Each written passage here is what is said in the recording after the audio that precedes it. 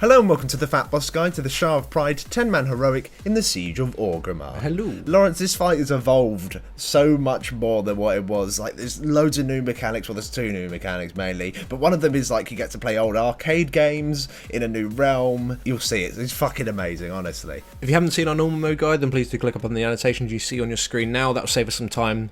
It means that we don't have to go in depth with all the normal mode mechanics, as you should really know them anyway if you are going to be doing this encounter on Heroic. Now for this fight you want to bring 2 tanks, 2 healers. You don't really want to bring 3 because there is quite a tight, like in Rage you do need a quite high DPS requirement for this fight, and mixed DPS to be honest. You could say range DPS is somewhat better because they get to switch to adds quicker, but otherwise it's not too important. So in this encounter you'll still get the Swelling Pride, which is the massive AoE, and this is sort of like the prime spell that you need to keep your eye on, because obviously at the end of it it will do some sort of ability to you that will change depending on how much pride you have. Now you should never really have more than 50 pride, like during the normal phase 1. You might have it towards the end of phase 2 possibly, so the only effect you should get is where like the big AoE spawns underneath you after the Swelling Pride. So just make sure after a Swelling Pride that you do move. Very simple.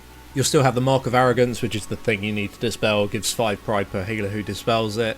You'll still have the Wounded Pride, which is just the tank debuff. You need to swap on it. As soon as you see it, just swap. Otherwise you'll start gaining loads of unwanted pride. You'll still have the Corrupted Prison. Still need 2 people to release this, just like you did on normal mode. And it's still in the same locations as it was previously. Now you'll still have the big ad that spawns at the back. This has slightly more health, but you still don't really need to tank it. Just stun it and nuke the living shit out of it. However, there is one real difference that you really need to do on this fight on Heroic. Because you want to keep your pride low, and obviously when this ad dies it'll give 5 pride to the 2 nearest targets.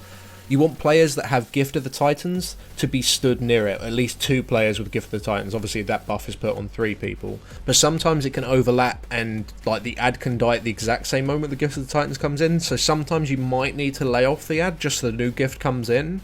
But that's just something that you need to call out for and look at your debuffs. Just check the timers, but generally simple mechanic. Kill the ad, make sure 2 people with Gift of the Titans are stood nearest. Now he still has the self-reflection mechanic, which is basically the small AoE under certain players that explodes and it will create the ads. Like the more corruption that your players have though, the more ads that will spawn, and this is really noticeable in Heroic. Like towards the end of phase 2 there were literally like, I don't know, 15-20 ads in which the tank just had to go and pick up. Really that's all you do, get your tank to run over there, the tank who isn't tanking the boss, quickly pick up all the ads, and to be honest you might want to put like a very small amount of light AoE, but the tank who picks it up, just make it a tank that's like good at doing some AoE damage, so something like a monk or a paladin or something like that, something to do really nice AoE damage, and they can pretty much finish them off themselves because the ads actually don't do anything apart from melee hits, so it's nothing too important. Now there are 2 new abilities that are making its way into the encounter, one called Banishment and the other is Unstable Corruption. Now Unstable Corruption is basically the boss every 8 seconds will spawn like a little rift on the floor, like a little crack in the floor. Now this rift will send out bolts to a random player's location every 5 seconds, and it does like 350k damage and gives you 5 pride as well. So like, and if you spawn these every 8 seconds it starts getting incredibly messy. However, luckily you can close up the rifts by running over them. This does deal like about 250 odd k damage to you, and it does give you a debuff as well called Weakened Resolve, which makes it so you can't do it again. You can't close up another rift for a whole other minute. So to deal with this mechanic, when the bolts are coming out the rift, because it always like targets a player's location and not the player itself, you can actually avoid these. Don't stand in it, and then you just want to walk over the rift. And obviously with a minute debuff, that means you need to communicate with the rest of your players in your raid team and just say, look, I have it, you need to do it instead. And just watch that on whatever raid frames you are, so you can tell who can do it and who can't. It's also important too that you try and close the rifts that are closer to the raid. This is because the bolts do have a travel time, and of course if it's behind the tanks and it's targeting the range, it'll take about 6 years to get to you. However, if it's all around the range, it's going to get to you very, very quickly. So if you can go and pick up all of these rifts as soon as you possibly can that are around the raid first, then move on to the ones behind the tanks. And to be honest, the tanks should only really do that. It's nothing too much to deal with. So that's how you deal with the rift. The other ability, which is like the most insane ability I've ever seen, good. It's like the best ability I've ever seen in my life, is Banishment. Now the boss will just banish one random player into the Shah realm. Now this won't be a tank, so that's the tanks you don't need to worry about this. It will only be DPS or healers. Now this will leave behind a mob in the normal realm that just sits there, doesn't do anything. However, once it dies, the player that's gone into the other realm is now returned into the normal realm. Now, players inside the realm will be constantly running forward. With a 50% speed increase, you cannot stop running forward. It isn't like you're holding down your middle mouse button. It's like a numlock that is actually locked. Yeah, you cannot stop running forward. However, you can steer, which you need to do in order to, like, navigate this maze, and also you're running away from, like, a ad that's chasing you, and if it reaches you, it will insta-kill you. Not only this, is that you should be picking up these golden orbs on the floor.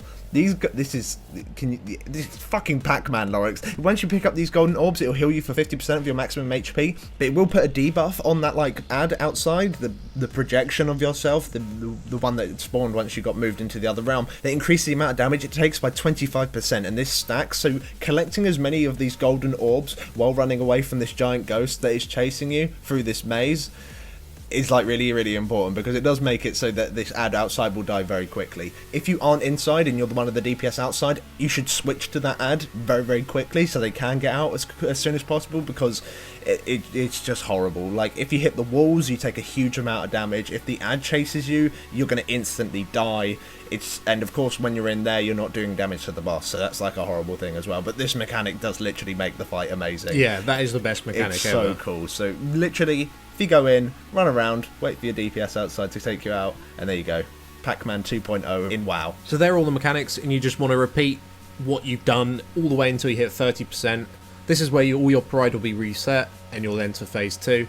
And this point, you really want to save Bloodlust. You want Bloodlust in this last phase because the amount of AoE damage that's going on is quite hefty, and because you have to spread out for rifts and stuff like that occasionally, it can be quite difficult to heal. So you want this phase to end as soon as you possibly can. One thing to note in this phase, you still shouldn't really go over 50 pride. It depends how good your DPS is. Yeah, it depends how strong your DPS is. If you do reach, like, the 70% mark and you get the thing where you need to move to your projection, there's, like, a green arrow and it will say, move to me. You need to do that, which means even more movement, and ultimately if you reach 100 pride, you've probably wiped by then anyway. It's most likely the boss is enraged and kill you all by that point anyway. But keep in mind, when you do hit 100, you have that massive damage increase, but the next swelling pride, you're going to be mind controlled and start destroying your raid. Yes, so that's always bad. But overall, this fight hasn't really changed too much. It's mainly that you have to deal with, like, the normal mode mechanics with perfection, and also, of course, run across these unstable corruption rift cracked things on the floor, and as well play Pac-Man to your very best ability, while of course killing the ads on the outside. As long as you can manage your pride and, like, make it so no one does anything completely wrong, then you should be absolutely fine on this encounter. So thanks for watching, guys. If this guide did help you out, then please do drop us a like. It helps us out a lot.